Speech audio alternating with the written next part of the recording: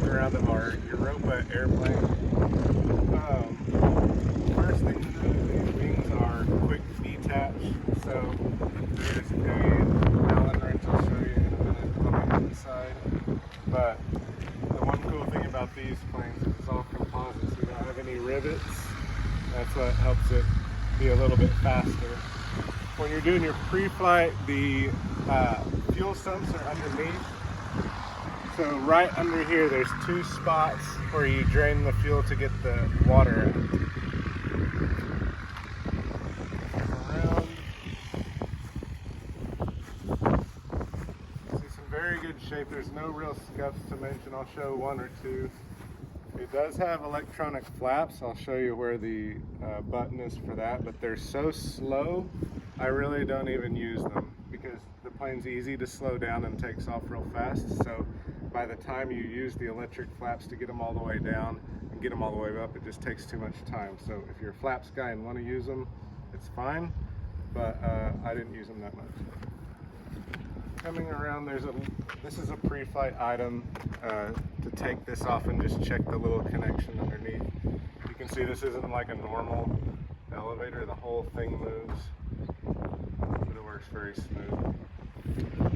This right here was the hanger rash I was going to point out.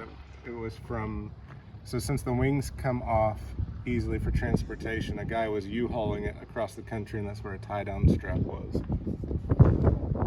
As we come around, pre-flight items are just checking the stuff inside here.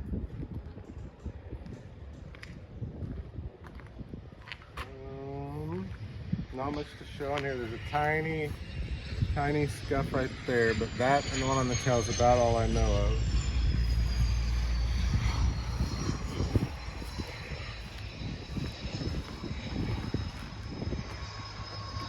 This is where you check your oil, and also it's got a trickle charger. If you're not going to fly it every week, you should have it on the trickle charger. The battery seems to drain pretty easy, and I don't know if that's something that we're going to look at with the radio connection or what, but all right, and I'll show you how we get in this thing. So like I said, I'm 6'2", about 190 pounds. It is a small airplane, but I'm pretty darn comfortable in there. Sit up in here like this, slide your feet in.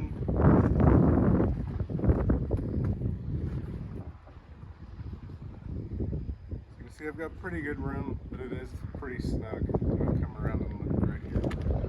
All the way around? Yeah. Oh, Okay.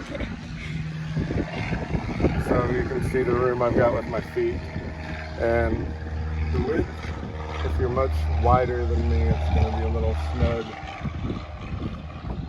Both handles have push to talk, radio, transponder, Garmin GPS. I've never used it. I assume it works, but I just turned it off because I always fly with the iPad.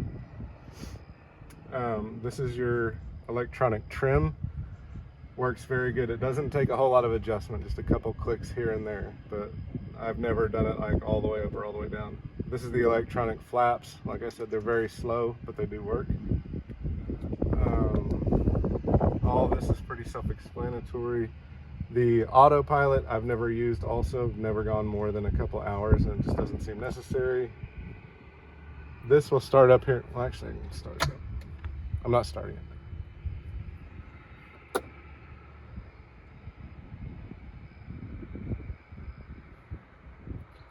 Fuel gauge works, but there's also a tube right behind my back that shows the physical gas.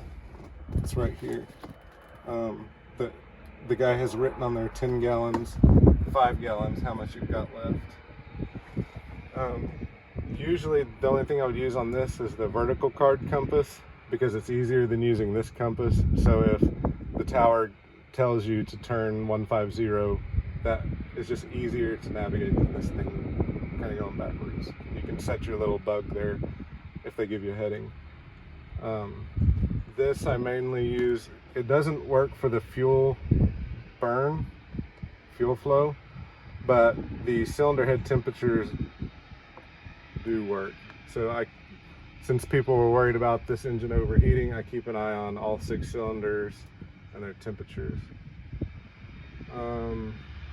Hand brakes over here, left brake, right brake.